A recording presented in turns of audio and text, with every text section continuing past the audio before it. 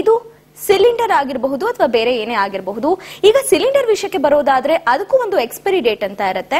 ಇದನ್ನ ನೆಗ್ಲೆಕ್ಟ್ ಮಾತ್ರ ಮಾಡೋ ಹಾಗಿಲ್ಲ. ಒಂದ್ ವೇಳೆ ಅವಧಿ ಏನಾದ್ರೂ ಮುಗಿದ್ರೆ ಬಳಸಿದ್ರೆ ಅದು ಬ್ಲಾಸ್ಟ್ ಕೂಡ ಆಗುತ್ತೆ.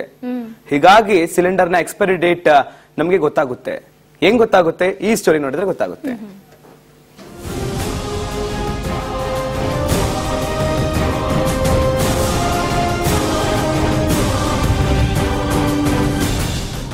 LPG cylinder expiry date.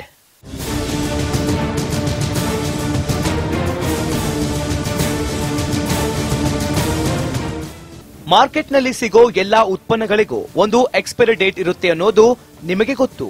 ಆದ್ರೆ ನಿಮ್ಮನೆ ಎಲ್ಪಿಜಿ ಸಿಲಿಂಡರ್ಗೂ ಅಂತದ್ದೊಂದು ಕೊನೆ ದಿನ ಇರುತ್ತೆ ಅನ್ನೋದು ಖಂಡಿತ ಗೊತ್ತಿರಲಿಕ್ಕಿಲ್ಲ.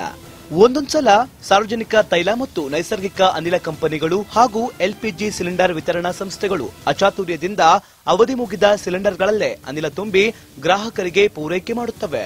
ಆದ್ದರಿಂದ ನೀವು ಪ್ರತಿ ಸಲ ಎಲ್ಪಿಜಿ ಸಿಲಿಂಡರ್ ತೆಗೆದುಕೊಳ್ಳುವ ಮುಂಚೆ ಆ ಸಿಲಿಂಡರ್ನ ಮೇಲಿರೋ ಎಕ್ಸ್ಪೈರಿ ದಿನಾಂಕವನ್ನು ತಪ್ಪದೇ ಪರಿಶೀಲಿಸಿ ನೋಡಿ. ಎಕ್ಸ್ಪೈರಿ ದಿನಾಂಕವನ್ನು ನೋಡೋದು ಹೀಗೆ: ಈ ಮುಕ್ತಾಯದ ದಿನಾಂಕ ಅಥವಾ ಎಕ್ಸ್ಪೈರಿ ಡೇಟ್ ಇರೋದು ಸಿಲಿಂಡರ್ನ ಕುತ್ತಿಗೆಯಲ್ಲಿರುವ ಲೋಹದ ಪಟ್ಟಿಯ ಒಳಭಾಗದಲ್ಲಿ.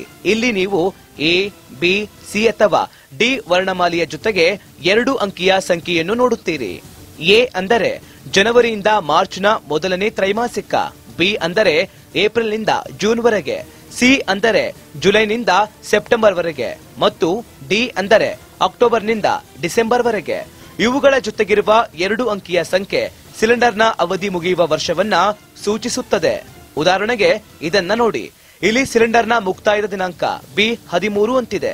ಇದರ ಅರ್ಥ ಏನೆಂದ್ರೆ 2013ರ ಜೂನ್ನಲ್ಲಿ ಈ ಸಿಲಿಂಡರ್ನ ಆಯಸ್ಸು ಮುಗಿಯುತ್ತದೆ ಅಂತ.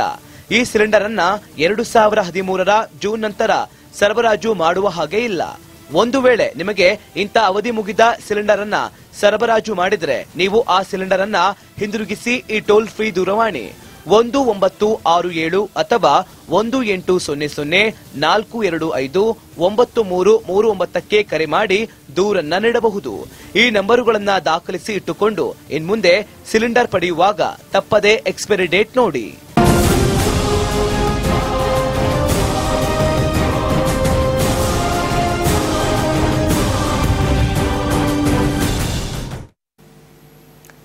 ಓಕೆ, ಜಾಗೃತಿಯನ್ನ ಮೂಡಿಸಿದಾಯ್ತು. ಅವಾಗ್ಲೇ ನಾನೊಂದು ಕ್ವೆಶನ್ ಕೇಳ್ತಾ ಇದ್ದೆ ಮಂಜು. ಆ ಕ್ವೆಶನ್ ಏನು ಅಂತ ಇನ್ನೊಂದ್ಸಲ ನೋಡ್ಕೊಳ್ಳೋಣ. ಯಾಕಂದ್ರೆ ಸ್ವಲ್ಪ ಮರ್ವಿನ್